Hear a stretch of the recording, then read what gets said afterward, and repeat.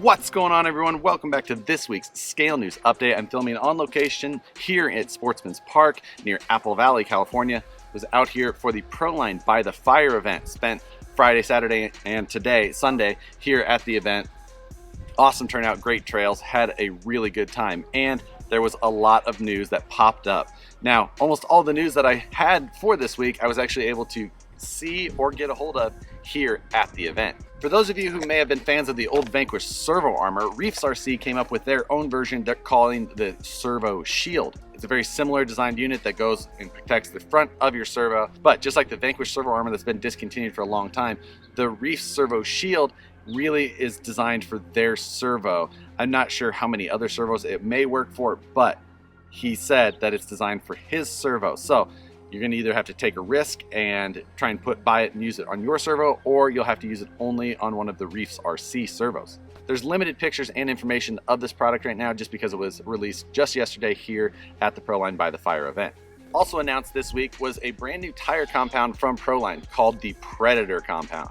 Now, this is supposed to be just their most sticky compound that you can get. Right now it's being available in one of the Swampers and in the Hyrax. Evidently this compound is it's very gummy, sticky. A tire will almost stick to itself. If you're looking for just the stickiest tire that you can get from Proline, this will be it.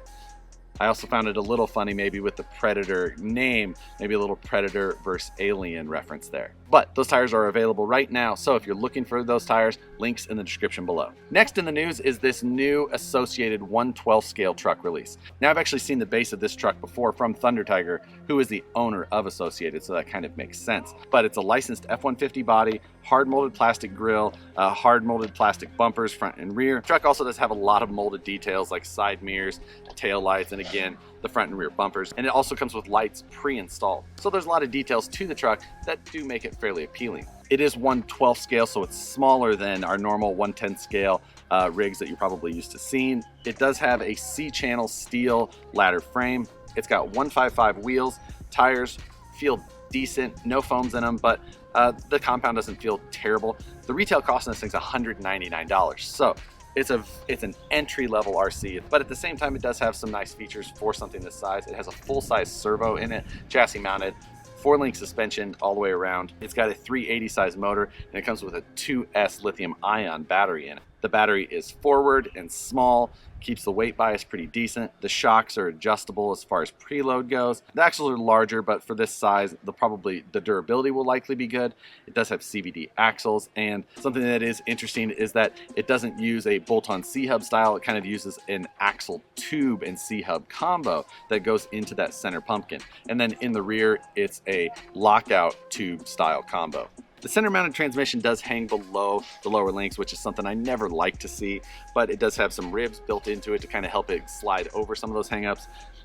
I would always ideally like to try and see that tucked up and have that skid plate pretty flat on the bottom. Everything you need to run this truck does come in the box, and again, it's $199. So their target market is definitely entry level or guys just looking to have a little bit of fun. And then arguably the biggest news of the week is the new Vanquish VS410 Origin Scaler.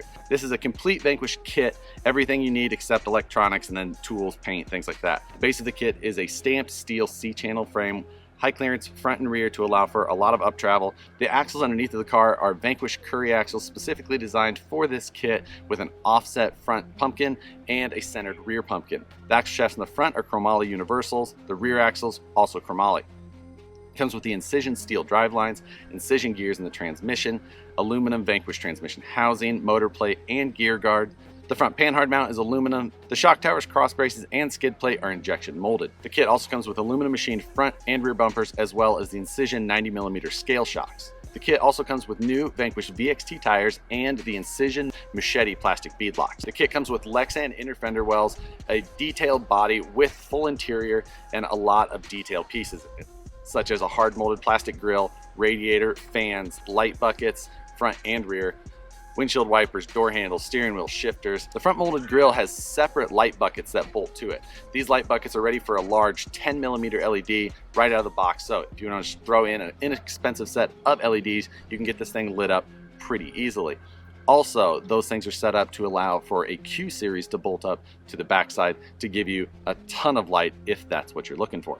The retail price on the kit is $8.99. It's an expensive kit, but it's basically a fully upgraded kit. If you were to buy just existing parts to try and build a similar rig from Vanquish, you would end up with a much more expensive kit. But at that price, it's not going to be for everyone. But if this is the type of rig that you're already building, this would likely be a less expensive route to go to get to that final goal. But again, it's not going to be for everyone. For those of you who are going to be looking for it though, you will see a pre-order up fairly soon, and they are scheduled to be shipping to customers in early July. You'll find a lot of detailed videos and pictures popping up online from myself, Scale Builders Guild, and we worked with Knight's Customs on the interior, and he will have a ton of different options available to add more detail to that interior if that's what you're looking for. So it's a big week for news.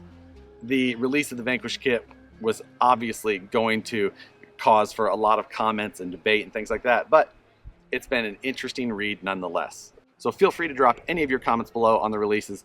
Always interested in reading them. Thanks for watching, guys. Hope you all have an awesome week, and see you next Monday for the next Scale News update.